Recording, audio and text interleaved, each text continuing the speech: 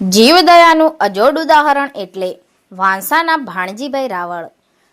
સાપ પકડવાની અદ્ભુત કળા ધરાવતા ભાણજીભાઈએ અત્યાર સુધીમાં 3300થી વધુ સાપને પકડી સલામત સ્થળે ખસેડી બચાવ્યા છે।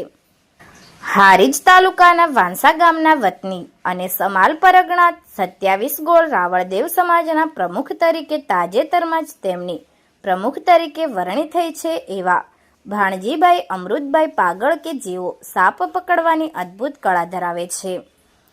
છેલ્લા ઘણા સમયથી તેઓ ઝેરી તેમજ બિનઝેરી સાપને પકડી સલામત સ્થળે ખસેડી સાપને બચાવવા માટેનું અદ્ભુત જીવદયાનું કાર્ય કરી રહ્યા છે।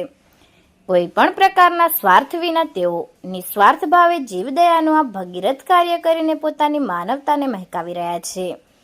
તેઓના જણાવ્યા મુજબ અત્યાર સુધીમાં તેઓએ કુલ 3386 સાપને પકડીને સલામત સ્થળે ખસેડીને જીવદયાનું અજોડ ઉદાહરણ પૂરું પાડ્યું છે।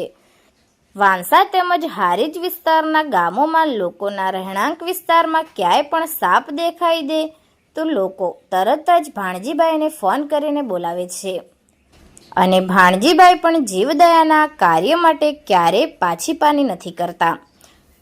તેઓ તરત જ પોતાનું વાહન લઈ ત્યાં પહોંચી જાય છે અને પોતાના સ્વખર્ચે જીવદયાનું આ કાર્ય કરી પોતાની માનવતાને મહેકાવી રહ્યા છે।